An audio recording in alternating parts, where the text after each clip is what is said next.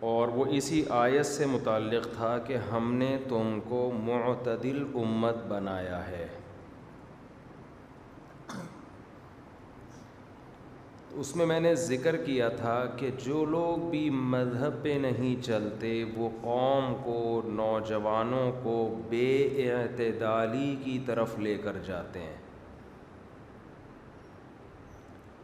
اس کی ایک مثال دی تھی کہ آج کل ایک موٹیویشنل اسپیکر غریبوں کو بہت گالیاں دے رہے ہیں، برا بھلا کہہ رہے ہیں.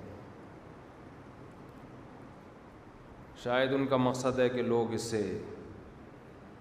حوصلہ ملے گا اور وہ پیسہ کمائیں گے اور پھر اس سے ملک ترقی کرے گا.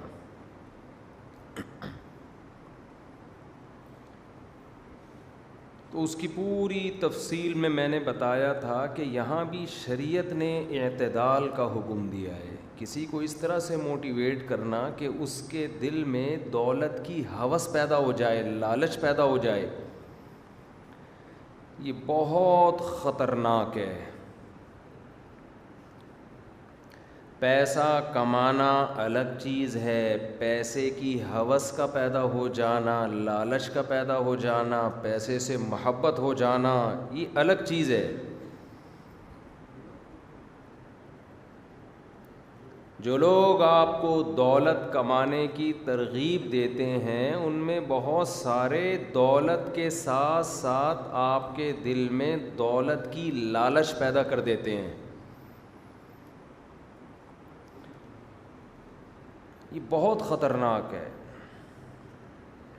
ایک غربت تو ہمارے پیغمبر کی تھی، اتنا بڑا ظرف کے پیسہ رکھا ہی نہیں، اور اس کی وجہ کیا؟ اللہ نے آپ پر یہ الزام ہی نہیں ہونے دیا کہ پھر ہمیں اس کی وضاحتیں دینی پڑیں.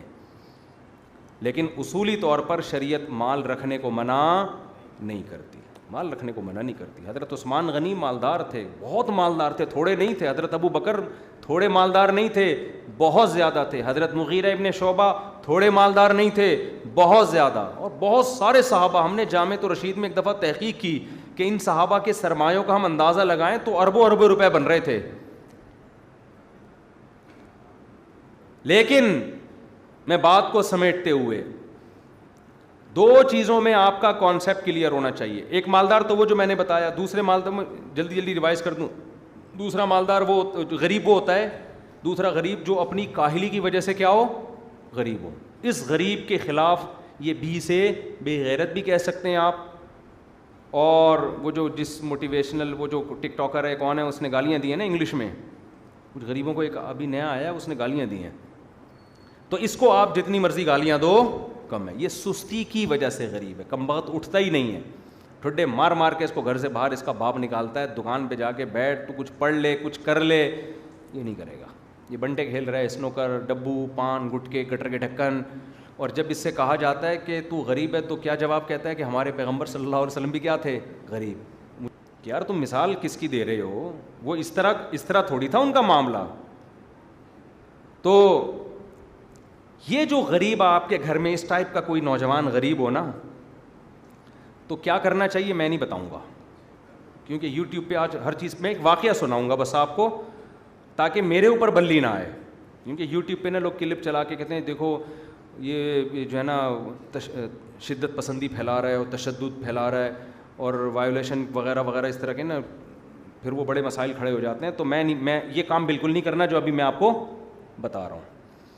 یہ بالکل نہیں کرنا، آپ لوگوں نے یہ نہیں کرنا، ٹھیک ہے، جو ابھی میں بتا رہا ہوں. جس نے کیا غلط کیا. کیونکہ آج کل بہت لوگ ہیں وہ یوٹیوب پہ چیزیں نکال کے نا پھر بہت مسائل کھڑے ہو جاتے ہیں، چینل اڑا دیتے ہیں. یوٹیوب کی پالیسیوں کی بھی خلاف ہے نا یہ کہ آپ مار دھاڑ کی باتیں کریں اور لوگوں کو کہیں کہ مارو پیٹو. بالکل بھی نہیں مارو. جس بندے کا واقعہ میں بہت غلط کیا جلدی سے سنا دوں. میں دارالفتاء والارشاد میں ناظم آباد نمبر 7 میں ہم پڑھا کرتے تھے. تو ہمارے سامنے پنجاب سے کچھ لوگ آئے ہوئے تھے، ان کی بیکری تھی. آپ کو پتہ ہے پنجاب کے لوگ بزنس میں محنتی بہت ہوتے ہیں، پنجابی لوگ جو نا بڑے محنتی ہوتے ہیں کاروبار میں. وہ لوگ آئے ہمارے سامنے، انہوں نے ایک چھوٹی سی بیکری کی شاپ خریدی, پیچھے ان کا چھوٹا سا وہ تھا جہاں وہ کیک وغیرہ خود بنایا کرتے تھے. وہ اتنے محنتی تھے, 4-5 بندے تھے, ایک والد 2 بیٹے ان کے اور ایک کزن وزن. وہ تھوڑے دنوں میں نا چھا گئے, ٹھیک ٹھاک پیسہ کمانا شروع کر دیا ماشاء اللہ اپنی محنت سے. ہم جاتے تھے ناشتے کے لیے, کہ باہر کھانی لینی ہے, کبھی کیک لینا ہے, کبھی بسکٹ لینا ہے, طلبہ خریدتے تھے ان سے. کسی اور بیکری پہ ہم نہیں جاتے تھے, ہمیں پتہ ہے وہاں جا کے کھڑے ہو گئے نا, اس کو بولو 6 بسکٹ یعنی 1 پاؤ بسکٹ, تو بسکٹ لانے میں ٹائم لگے گا. یہاں جاؤ ٹھگا ٹھگ ٹھگا, اور بسکٹ بھی تازہ بالکل فریش, ادھر اتنے چولہے سے گرم گرم. میں کہتا یار یہ بڑے محنتی, اور صبح صبح ایسے 4 بجے سے اٹھے ہوتے تھے. ہمیں یاد ہے کہ اب ظاہر جب کاروبار بڑھتا ہے تو لوگ اپنے رشتہ داروں کو بلاتے ہیں نا, تو یہ جو ان کے سربراہ تھے نا, انہوں نے اپنے ایک اور بیٹے کو بلا لیا, ایک اور بیٹے کو بلایا. جب ایک اور بیٹے کو انہوں نے بلایا تو ہم جاتے تھے اس سے کہتے تھے بھائی آدھا کلو باخر خانی دے دو. وہ یوں کھجا رہا ہے, دیکھیں باخر خانی, پھر یوں کر رہا ہے, پھر جا رہا ہے ایسے پوستیوں کی طرح چلتا ہوا, پھر یوں نکال رہا ہے, پھر چیک کر رہا ہے, پھر کسی سے بات کر رہا ہے, اور بھائی کیا حال ہے. اس زمانے میں موبائل فون کا زیادہ استعمال تھا نہیں, ورنہ تو بالکل ہی لیٹ جاتا وہ نا اگر موبائل فون ہوتا نا. اب اس کا باپ اور بڑے بھائی اس کو بول رہے ہیں بیٹا ذرا اسپیڈ دکھا یار, کسٹمر سے ایسے نہیں نمٹا جاتا جس طرح سے تو کاروبار کر رہا ہے. اچھا ابو بتاتا ہوں, اب اچھا میں بسکٹ لے کر آ رہا ہوں, اچھا میں یہ کروں.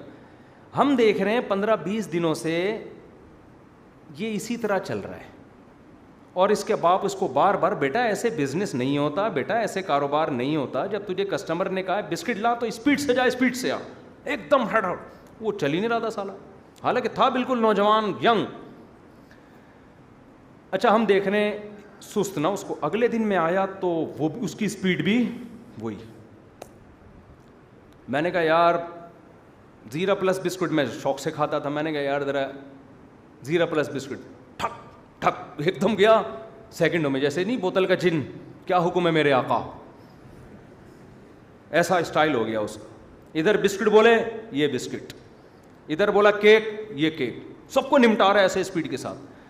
میں نے کہا بھائی کل تک تو ایسے پوستیوں کی طرح چل رہا تھا, ایک دم کیا ہو گیا, کوئی کیا نسوار کھلا دیے اس کو, یا کوئی نشے کا انجیکشن کیا لگا دیا اس کو.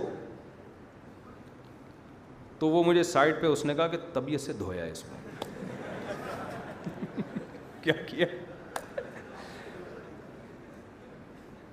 2 ہفتے سے ہم اس کو آرام سے سمجھا رہے تھے, اس کی سمجھ میں بات نہیں.